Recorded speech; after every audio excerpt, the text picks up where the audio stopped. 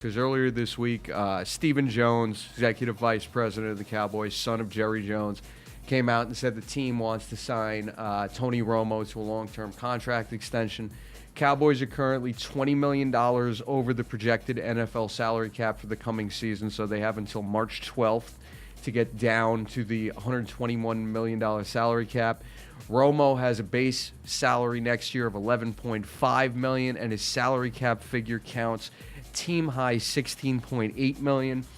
So that's kind of how it started. They want to restructure that contract and turn it into a long-term contract to get under that figure. Saying here in the article I'm looking at, Romo could command a 3 to 5 year deal with an average salary of at least $12 million. Listen, we know Romo is the best option for the Cowboys at this point, but we also know what he hasn't done over the last 3 or 4 years. We can't deny that. So the question is... 6 years. Just say his whole career. Oh, wait, that giant disappointment of a career so far? Pretty much. Ah, that's funny. No, Anyway, but what has he it's done for true. you? Yeah, He's won yeah, one right, playoff game. Fine. He's won one playoff game. Yes. And that's it. Okay. And he's cost us numerous opportunities to win other playoff games or winning in. And now games listen, I'm not going to sit here and say there are much better options for Dallas to go and get. Because honestly, there's not a lot none, out there. yeah.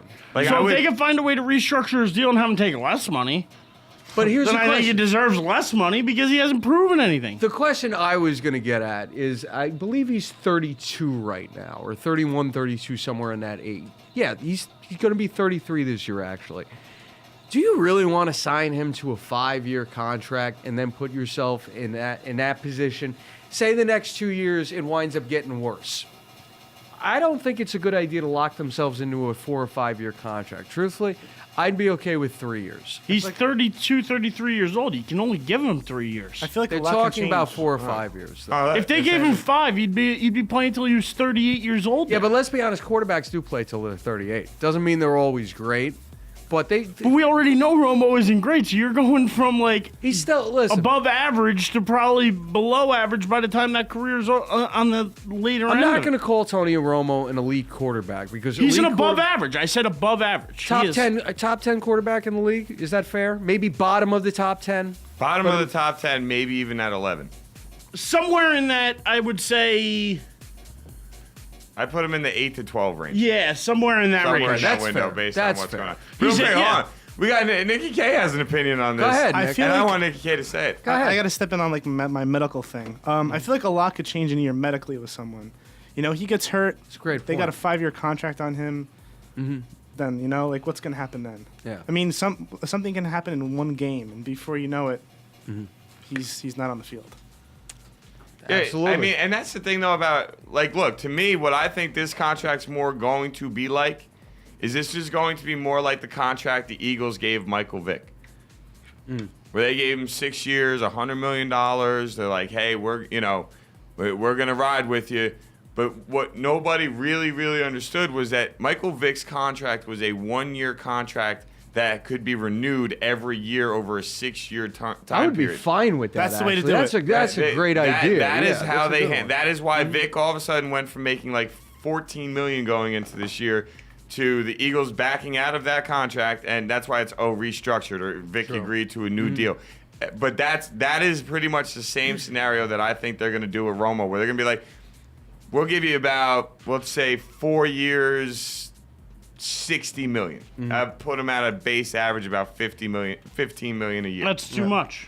No, but I'm saying they're not going to give him 15 on the. No, I get what you're saying. Let me I mean, just finish what I'm trying to say. There's always a part that's guaranteed, and then there's the Yeah. part that you get with the incentive. Yeah, they'll, So I get what you're they'll saying, guarantee him that the contract will have the ability to reach $60 million over 4 years, make the playoffs, win this, win that, do this, do that, blah, blah, blah. Bottom line is each year, or for the most part, you'll in that first year will be your guaranteed dough. And after that, it is strictly going to be, like I said, I think it's going to be just like how they did with Vic, where it's every single offseason, the team will have that option. It's not going to be like where they have to take a cap hit because they cut him. Yeah. It's not going to be like that. That's how they worded Vic's contract. Where if Vic left this year, the Eagles financially would not have been committed to him for anything. And I think that's what you'll see with Romo, because they want to do this more for the fact that they need to get under the salary cap. Yeah. I think it's more about that, and I think that's the real question from this conversation. Are they signing him because they really want Romo to be their quarterback long term, or they want to do this deal because they know there's not a better option and they need to get under the cap? That, to me, is the real question. I'm going to go with option B on that. I think that would be the main reason. But it actually leads me to the next point I was going to make. We talked briefly last week about how the Cowboys have done a poor job of developing quarterbacks over the years, developing young quarterbacks.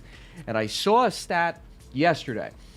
Do you realize over the last 16 years, the Cowboys have picked only 2 quarterbacks in the actual draft?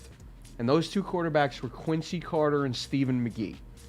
Cowboys do not take quarterbacks in the draft for some reason.